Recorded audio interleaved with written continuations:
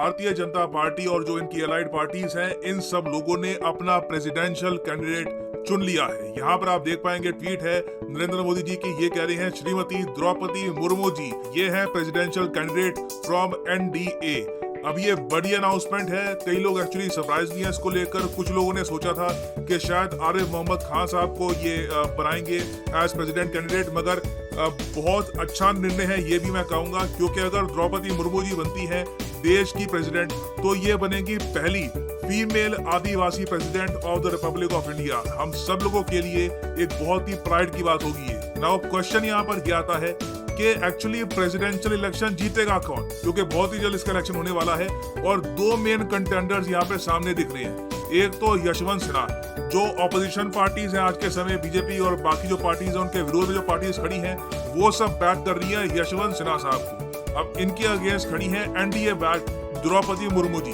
मैं यहाँ पे वैसे आपसे पूछना चाहूंगा, आप सब लोग इसके बारे में लिखिएगा कमेंट सेक्शन में कि आप पर्सनली किसको सपोर्ट करते हैं, किन्हें आप देखना चाहेंगे as the president of India. मैं जेन्युइनली जानना चाहूंगा आपका ओपिनियन। और अगर यहाँ पे आपका क्वेश्चन ये है कि वेट प्रेसिडेंट रामनाथ कोविंद जी की टर्म खत्म हो चुकी है, तो इसका आंसर है कि इनकी टर्म खत्म होने वाली है। रामनाथ कोविंद जी की जो टर्म है ये खत्म हो जाएगी जुलाई 24 को। और हमारे देश का जो संविधान है वहाँ पे जो आर्टिकल 62 आपको मिलेगा, वहाँ पर साफ साफ लिखा हुआ है कि पुराने प्रेसिडेंट की टर्म कंप्लीट होने से पहले ही जो नए प्रेसिडेंट है उनका चुनाव कंप्लीट हो जाना चाहिए।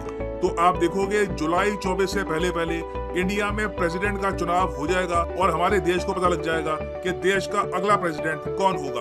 नाउ यहाँ पे आपका क्वेश्चन ये भी होगा, मगर नंबर्स क्या कहती हैं, किसका प्रेसिडेंशियल कैंडिडेट जीत जाएगा? क्या बीजेपी बैक जो कैंडिडेट है ये जीत सकता है, या फिर ऑपोजिशन पार्टीज का जो कैंडिडेट है ये जीत जाएगा?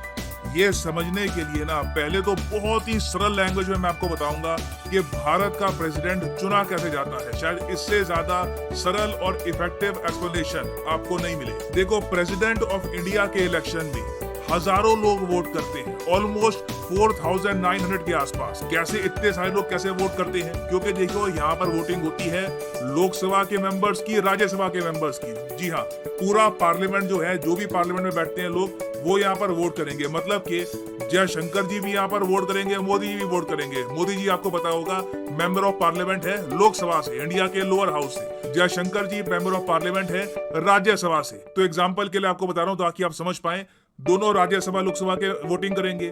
उसके अलावा पूरे देश में जितने भी एमएलए हैं, जो भी हमारी स्टेट्स हैं, वहां पर जितने भी आपको एमएलए मिलेंगे, उसके अलावा दिल्ली और पुडुचेरी में भी जितने भी आपको एमएलए मिलेंगे, सब लोग यहाँ पर वोटिंग करेंगे। तो टोटल नंबर बड़ा भयंकर बन जाता है। जो हमारा पार्लियामेंट है वहां पे लोकसभा राज्यसभा के नंबर आप ऐड कर दो तो टोटल नंबर बन गए 776।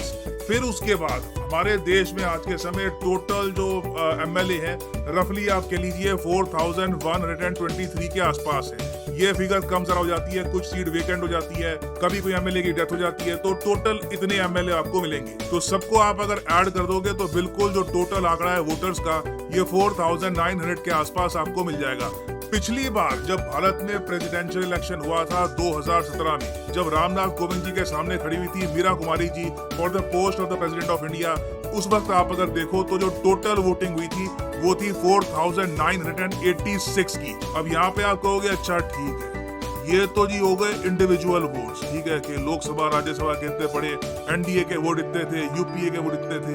फिर ये यहाँ पर क्या लिखा है 7 लाख 3 लाख, इसका क्या मतलब है? ये इलेक्टोरल कॉलेज वोट का क्या है? ये तो अमेरिका में होता है, हमारे यहाँ भी होता है क्या ये सब? इसको समझने के लिए अभी इलेक्टोरल कॉलेज ये जो वर्ड है ना, इसको माइंड में रिप्लेस कर दो वोट की पावर से।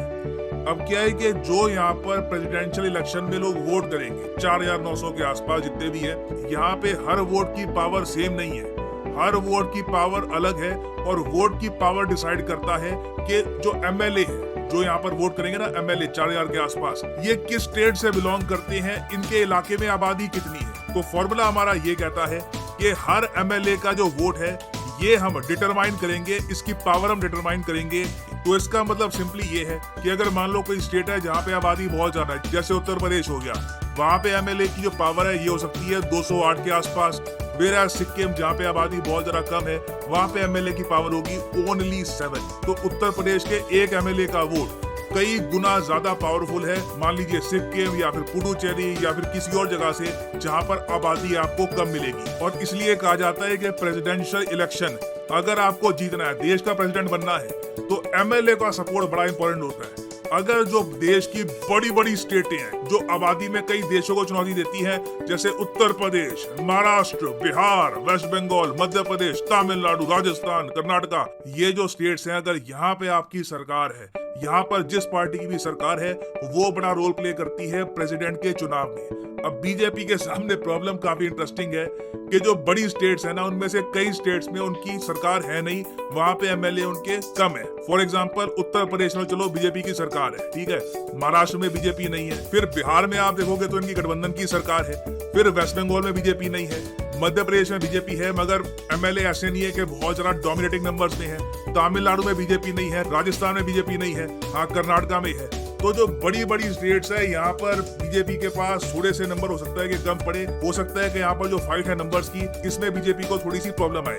अब यहाँ पर आप कहोगे फिर तो बीजेपी का जो कैंडिडेट है ये कैसे जीतेगा। देखो, एमएलए का जो वोट है, मान लो यूपी का एमएलए है, इसका रफली जो वोट है ये रहेगा, वोट की जो पावर आप कह लीजिए ये रहेगी 208 के आसपास।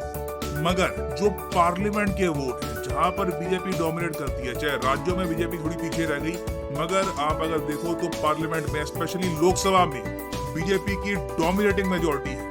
तो अभी होगा क्या कि इनके पास देखो, लोकसभा राज्यसभा में टोटल है 776 मेंबर्स, ठीक है। अब इनके जो सारे वोट्स हैं, इनकी पावर पता है क्या है, यहाँ पर हर एक जो वोट है इसकी पावर बनती है 700। 700 क्यों बनती है? क्योंकि फॉर्मूला ये कहता है कि देश में जितने भी एमएलए होंगे, उन सब एमएलए के जितने भी वोट हैं उनकी जो पावर निकलेगी, जो आज के समय टोटल बन के आती है 5,43,000 के आसपास, मध्य प्रदेश, यूपी, राजस्थान, सारे एमएलए की जो पावर है सबको आप ऐड कर दो तो ये आपको मिलेगी 5,43,000 के आसपास। तो जो पार्लियामेंट में एमपी बैठते हैं उनके वोट की भी जो पावर है वो सेम होगी 5,43,000। तो हम बेसिकली क्या करते हैं कि 776 को डिवाइड कर देते हैं 5,43,000 से, तो उससे लोकसभा राज्यसभा में जो भी मेंबर बैठे हैं इन सब के एक वोट की वैल्यू बन जाती है 700।